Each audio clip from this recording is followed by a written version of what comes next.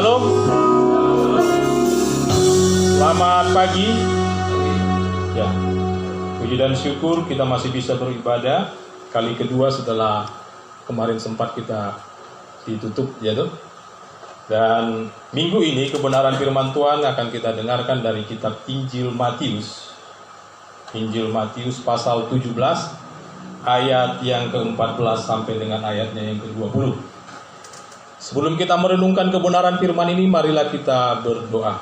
Kami bersyukur kehadirat-Mu ya Allah Bapa atas kebaikan-Mu yang sungguh luar biasa menyertai kami sepanjang hidup kami. Hari ini kami datang kembali di rumah-Mu ini memuji memuliakan nama-Mu. Dan saatnya tiba kami ingin mendengarkan kebenaran firman-Mu, dan biarlah kebenaran firman-Mu ini Engkau taburkan di dalam hati kami masing-masing, kemudian berbuah dalam kehidupan kami sehari-hari. Berfirmanlah Engkau kepada kami Bapa, kami merindukannya. Amin. Kita akan membacanya secara berresponsoria. Saya akan membaca ayat yang bernomor ayat yang bernomor genap. Bapak Ibu membaca ayat yang bernomor ganjil. Lembaga Alkitab Indonesia memberi judul Yesus menyembuhkan seorang anak muda yang sakit ayan. Ayat 14. Ketika Yesus dan murid-muridnya kembali kepada orang banyak itu, datanglah seorang mendapatkan Yesus dan menyembah. Katanya, Tuhan, kasihanilah anakku. Dia sakit ayan dan sangat menderita. Dia sering jatuh ke dalam api dan juga sering ke dalam air. Aku sudah membawanya kepada murid-murid-Mu, tetapi mereka tidak dapat menyembuhkannya. Maka kata Yesus, baik aku angkatan yang tidak percaya dan yang sesat. Berapa lama lagi aku harus tinggal dengan kamu? Berapa lama lagi aku harus sabar kepada kamu? Bawalah anak itu. Dengan keras Yesus menegur dia. Lalu keluarlah setan itu daripadanya, dan anak itu pun sembuh seketika itu juga. Kemudian murid-murid Yesus datang dan ketika mereka sendirian dengan dia, bertanyalah mereka, mengapa kami tidak dapat mengusir setan itu? Mari ayat 20 kita bersama-sama. Dia berkata kepada mereka, karena kamu kurang percaya, sebab aku berkata kepada kamu, sesungguhnya kamu mempunyai iman sebesar biji sesawi saja. Kamu dapat berkata kepada gunung ini, pindah dari tempat ini ke sana, maka gunung ini akan pindah dan tak. Saudara, kisah ini sangat terkenal.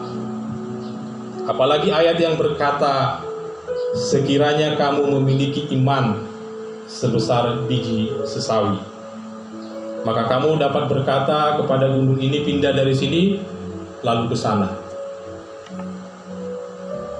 Dan minggu ini kita berbicara tentang iman. Iman yang mendatangkan kuasa Allah. Pasti banyak ayat-ayat yang menjadi referensi ketika kita berbicara tentang iman. Dan minggu ini kita ambil dari perikop ini, ketika Yesus menyembuhkan seorang anak muda yang sakit ayan. Bapak Ibu, cerita ini sebenarnya dimulai atau terjadi saat terakhir Yesus akan melayani di muka bumi.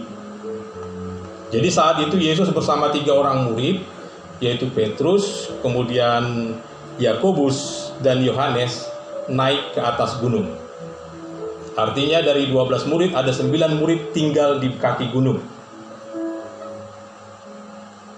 Dan kita sama-sama tahu cerita tentang Yesus di atas gunung, dimuliakan.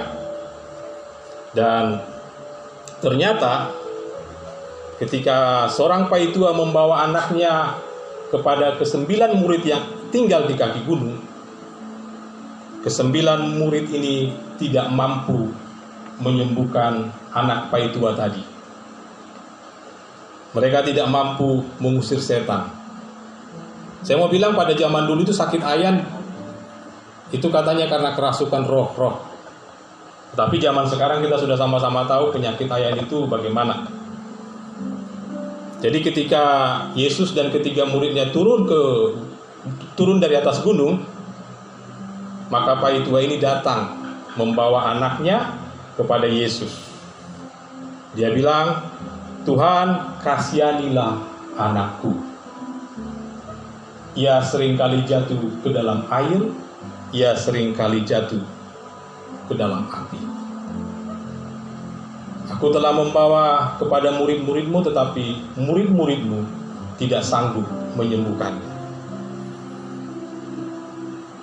Ada jawaban yang sangat menohok bagi kita semua sampai saat ini. Walaupun perkataan ini sudah dibilang Yesus 2000 tahun yang lalu, tetapi sepertinya jawaban Yesus ini pun masih layak buat kita. Di ayat 17, saya minta satu orang dari kita membacanya.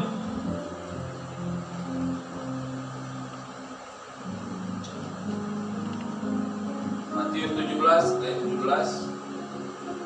Maka kata Yesus, hai kamu angkatan yang tidak percaya dan yang sesat, berapa lama lagi aku harus tinggal di antara kamu?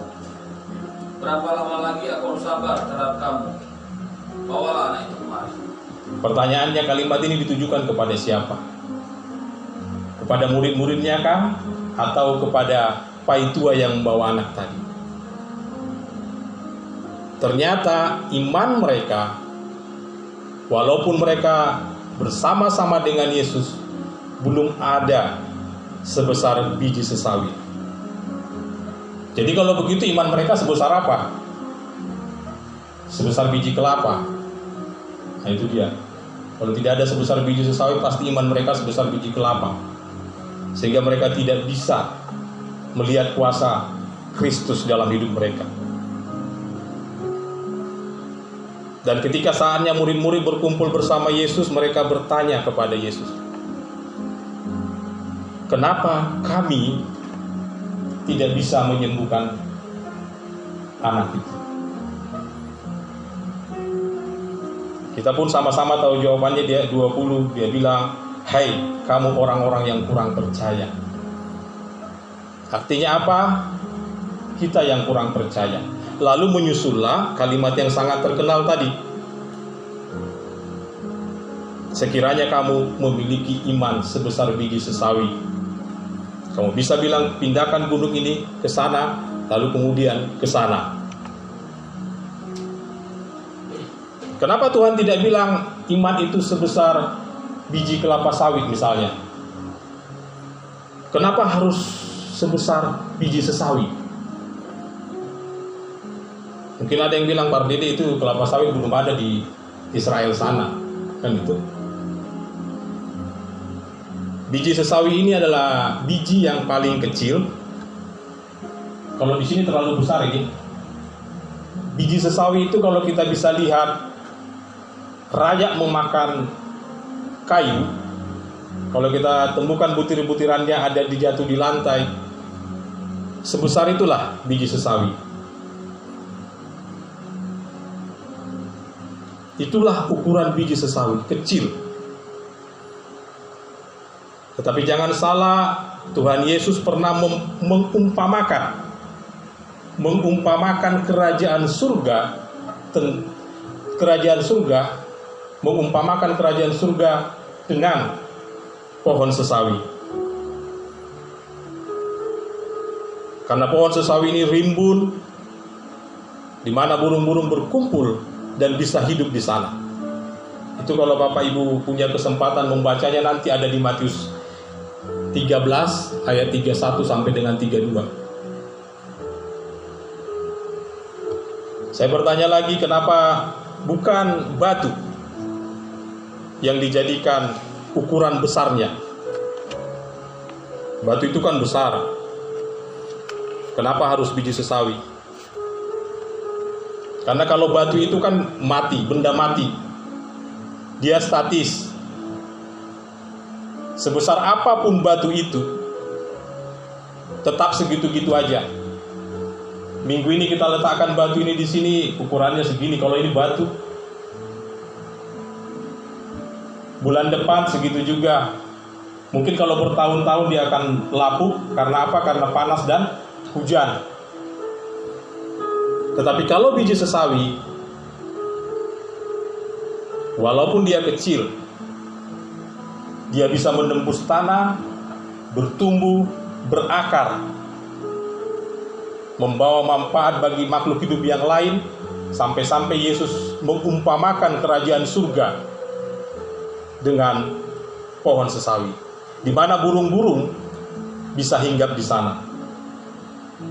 Pernahkah Bapak Ibu melihat sebuah bangunan dari beton ketika sebuah burung menjatuhkan biji beringin? Biji beringin tadi tumbuh di sela-sela sisi bangunan, berakar, tumbuh menjulang tinggi, akhirnya bangunan tadi pun hancur. Tembok tadi pun hancur. Ini artinya bahwa iman kita pun harus bisa tumbuh, harus bisa berakar dalam situasi dan kondisi apapun. Kita harus bisa menghancurkan tembok-tembok masalah kita. Kita harus bisa menghancurkan tembok-tembok pergumulan kita. Iman itu bukan hanya satu kali. Bukan hanya satu kali kita mendengar lalu kita beriman. Iman itu butuh proses. Dan itu digambarkan seperti tumbuhan. Iman itu harus terlibat senantiasa dengan Tuhan. Bagaimana caranya? Kita membangun komunikasi yang baik dengan Tuhan. Caranya, teraturkah saat teduh kita? Teraturkah doa-doa kita? Teraturkah komunikasi kita dengan Tuhan? Saya mau bilang bahwa Tuhan tidak mempunyai Facebook, tidak mempunyai Instagram, tidak mempunyai WhatsApp. Jadi jangan kita melapor di media sosial. Tapi jalinlah komunikasi yang intim dengan Tuhan. Saya mau bilang kalau tadi saya tertarik dengan kalimat pindahkan gunung yang ini ke sana. Saya mau bilang jangan kita menerjemahkannya secara huruf, atau jangan kita menerjemahkannya secara letterlate. Karena Yesus sering kali memakai perumpamaan menggunakan gaya bahasa yang hiperbola. Gaya bahasa hiperbola ini sebenarnya untuk menekankan satu makna. Dan banyak, bukan hanya ini saja sebenarnya. Yesus menggunakan gaya bahasa hiperbola. Dan saya yakin Yesus itu memiliki rasa humor yang tinggi. Contoh lainnya, lebih mudah masuk seekor unta ke dalam lubang jarum daripada seorang kaya. Ini gaya bahasa hiperbola Bapak Ibu. Bapak Ibu bisa bayangkan unta itu punya punduk, memasukkan itu aja ke lubang jarum nggak bisa. Makna tersiratnya apa? Jangan sampai kekayaan, jangan sampai anugerah Tuhan yang telah kita terima membuat kita terlena dan tidak fokus kepadanya. Kemudian, siapa yang menampar pipi kananmu, kasihlah pipi kirimu, ya kan? Saya mau bilang meskipun saya sering berdiri di sini, jangan coba-coba tampar pipi kanan saya. Saya pasti balas. Kenapa? Karena masih kedagingan. Tapi kalau ada perempuan cium saya pipi kanan, pasti saya kasih lagi pipi kiri. Kan itu. Nah itu karena kedagingan tadi toh. Nah, jadi jangan sampai, ini hiperbola ini Bapak Ibu. Jadi ada orang Batak berkelahi dengan orang Ambon. Orang Ambon tampar orang Batak ini. Tapi orang Ambon tampar pipi kiri orang Batak. Orang Batak langsung marah, hajar itu orang Ambon sampai habis. Datang orang Manado. Orang Manado bilang, "Hei, kamu dua ini sama-sama anak Tuhan, kenapa baku hantam?" Orang Batak bilang, "Salah dia orang Ambon ini, dia tampar pipi kiri saya. Tuhan kan bilang tampar dulu pipi kanan. Jadi kan tidak ada lagi yang saya mau kasih ke dia. Ya saya hajar," katanya. Nah ini menerjemahkan firman Tuhan itu secara literally. Saya coba yang berpasangan begini hadap-hadapan. Kalau Ibu Sul tiba-tiba refleks, yang Ibu tampar pipinya Krisna yang mana? Yang kiri toh? Tidak akan pernah yang kanan. Kecuali kalau kidal. Ya toh? Kalau saya dengan Pak Lambo hadap-hadapan, saya emosi pasti saya refleks tampar pipi kirinya. Kecuali saya kidal. Jadi ini artinya sebenarnya dari berilah pipi kirimu setelah pipi kananmu ditampar. Arti sebenarnya adalah janganlah kita membalas kejahatan dengan kejahatan. Nah, itu sebenarnya maknanya. Jadi inilah gunanya tadi kita berhikmat agar kita tidak jadi bulan-bulanan. Ada lagi yang gaya hiperbola. Jika mata kananmu menyesatkan engkau, cungkillah. Minggu ini Pak Lambo intip perempuan mandi. Dia merasa menyesal berdosa, dia cungkil matanya. Bulan depan Pak Lambo mencuri, dia potong lagi tangannya. Masuk surga sih. Tetapi gimana? Mau jadi apa di surga kan itu? Nah, pengertian dari perumpamaan tadi, gaya bahasa Kristus tentang mata kanan dicungkil, mata kiri dicungkil, tangan dipotong, kaki dipotong, itu adalah jangan toleran dengan dosa. Jangan toleran dengan dosa. Itu. Jadi kembali ke perkataan Yesus soal memindahkan gunung. Ya kan? Memindahkan gunung ini pun Bapak Ibu gaya hiperbola ini. Kemarin malam pas latihan saya bilang sama Risna, kalau ada orang beriman di Jogja, Gunung Merapi itu mau dipindahkan karena udah mau meletus. Ada orang beriman di Jogja berdoa, Tuhan pindahkan Gunung Merapi ini ke Medan. Tuhan kabulkan. Di Medan sana ada orang beriman juga. Tuhan pindahkan Gunung Merapi ini, dia pindahkan ke Papua. Di Papua ada orang beriman. Tuhan pindahkan gunung ini ke Ambon. Tuhan pasti bingung kan? Nah, jadi gunung ini apa? Gunung ini adalah masalahmu, pergumulanmu. Seberat apapun, sebesar apapun pergumulanmu, sebesar apapun persoalan hidupmu, saya mau katakan kita pasti bisa hancurkan gunung persoalan tadi, gunung permasalahan tadi. Walaupun iman kita tadi sebesar biji sesawi, artinya tidak ada yang mustahil. Sekalipun imanmu hanya sebesar butiran kayu yang dimakan rayap. Iman itu bukan soal kita menguasai Alkitab dari kitab Kejadian sampai Wahyu, bukan. Iman itu terdiri dari 3 dimensi saja. Dimensi apa? Pengetahuan, pengakuan, dan akhirnya penyerahan diri. Dan yang paling penting dari ketiganya itu adalah hati, yaitu penyerahan diri. Seberapa besar kita bisa menyerahkan hidup kita dengan semua persoalan, dengan semua pergumulan yang ada.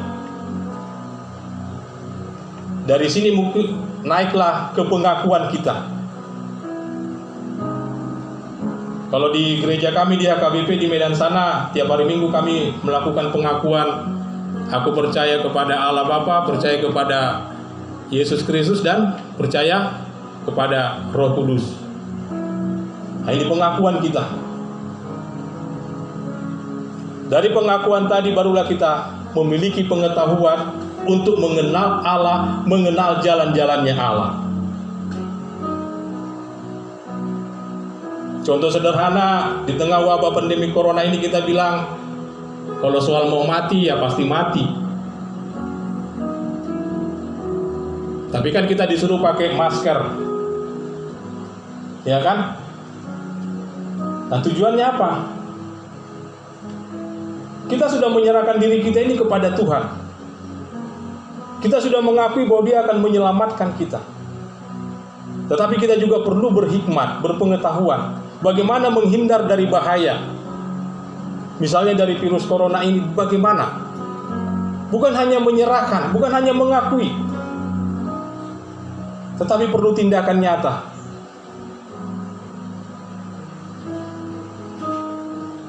Kita jalan kaki misalnya, kayak kita orang agronomi kan jalan di Gawangan di Pasar Pikul, ada ular mono di situ. Sudah tahu ada ular mono di situ. Nah, saya yakin Tuhan akan tolong saya. Saya mengakui. Cobalah injak. Kan itu kan tidak berpengetahuan. Iman itu harus jalan tiga-tiganya. Totalitas kita menyerahkan diri, pengakuan kita, dan pengetahuan kita.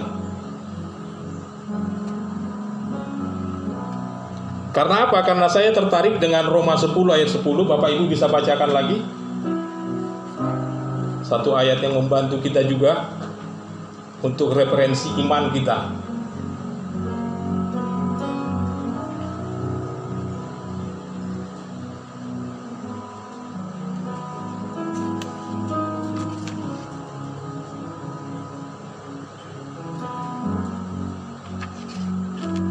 Sudah? Bisa dibacakan, Pak? Roma 10 ayat 10. Karena dengan hati orang percaya dan dibenarkan, dan dengan mulut orang mengaku dan diselamatkan. Amin. Nah ini jadi iman itu juga hal kepercayaan kita. Bagaimana kita memasrahkan hidup kita dalam ruangan skop yang kecil. Misalnya Ibu Sul pergi ke dokter toh, Ibu Sul pasti percaya dengan dokter. Ketika Ibu Sul bilang buka baju, Ibu Sul pasti lakukan. Tapi kalau saya yang bilang ke Ibu Sul buka baju, Ibu Sul bisa tampar saya. Lalu dia akan bilang saya akan bawa kau ke komite gender. Nah, itu kan ada hal-hal dalam batas tertentu. Kepercayaan itu seperti itu. Atau mungkin misalnya saya kasih contoh lagi, kalau akrobat, pemain akrobat di pertunjukan sirkus berjalan di atas tali. Pemain akrobat tadi berbilang, saya mau jalan dari atas tali ini ke sana, jaraknya 20 meter. Semua penonton bersorak-sorai. Dia tanya, penonton percaya nggak saya mampu melakukan ini? Penonton bilang percaya. Pemain akrobat tadi berjalan. Sampai di 20 meter yang di sana, dia selamat. Semua penonton bersorak-sorai tepuk tangan. Dari ujung sana dia tawar lagi, siapa yang mau saya gendong? Penonton hening. Padahal kan sudah dilihatnya mujizat tadi. Apa tadi? Pertunjukan pertama dia tadi sudah dia lihat. Sampai seorang naik, seorang anak kecil naik, saya saja bapak, dia bilang. Penonton kaget, dan anak kecil tadi dia gendong. Semuanya hening. Sampai akhirnya pemain akrobat tadi bisa menggendong anak tadi sampai kembali 20 meter, dia di atas tali, dia sampai kembali, dan akhirnya penonton bertepuk tangan dengan riuh. Seorang wartawan bertanya kepada anak ini, kok bisa kamu percaya dengan dia? Anak ini bilang, karena dia bapakku. Ternyata anak tadi adalah anaknya pemain akrobat tadi. Begitulah kepercayaan kita kepada Tuhan. Bagaimana kita menempatkan rasa percaya kita kepada Tuhan dalam situasi dan kondisi apapun. Saya sengaja tidak mengambil contoh dari Alkitab, karena memang di Alkitab itu sudah banyak contoh-contoh orang beriman. Sampai-sampai Rasul Paulus menulisnya di Ibrani 11. Hanya ada 2 tipe orang beriman. Yaitu apa? beriman sehingga dia mampu mengatasi masalah. Beriman meskipun tidak mampu mengatasi masalah, tapi mampu memikul masalah tadi. Ada bedanya ini. Beriman mampu mengatasi masalah. Contohnya, di tengah krisis ini banyak karyawan yang di PHK.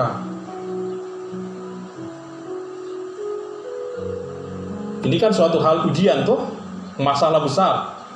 Dia punya anak, dia punya istri, dia mau kasih makan apa? Tetapi dengan modal yang sudah ada sama dia, secara berlahan dia mulai usahanya. Akhirnya dia bisa selamat dari krisis ini. Itu orang beriman yang mampu mengatasi masalah. Kesimpulan dari Ibrani 11 ini. Sementara orang beriman tidak mampu mengatasi masalah, tetapi mampu memikulnya. Ada Bapak Ibu. Saya kasih contoh sederhana.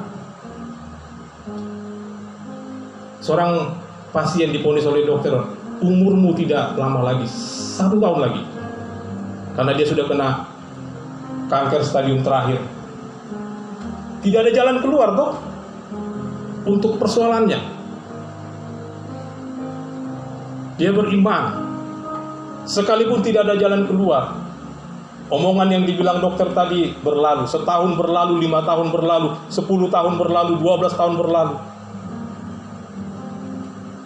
Dia mampu memikul.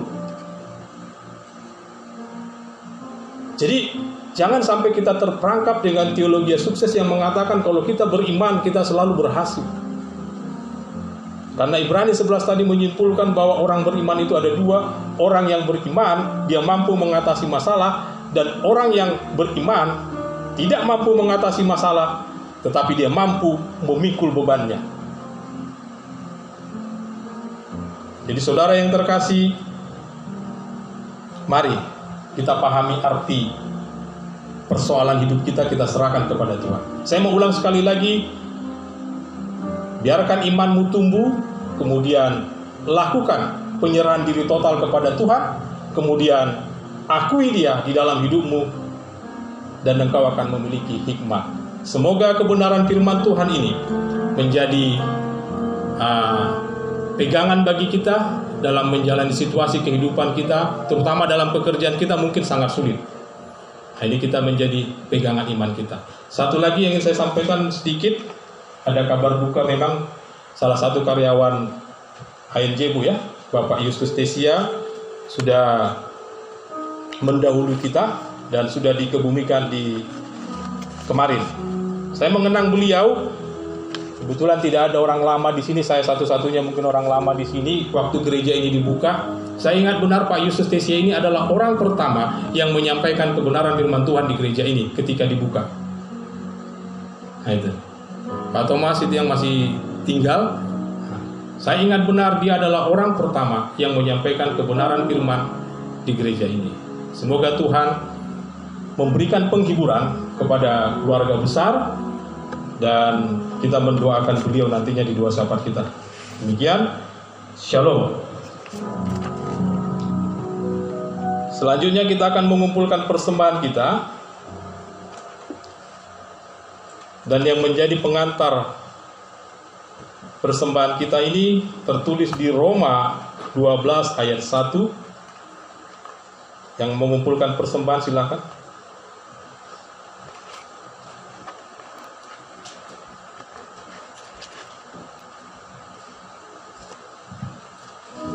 Roma 12 ayat 1 mengatakan, karena itu saudara-saudara, demi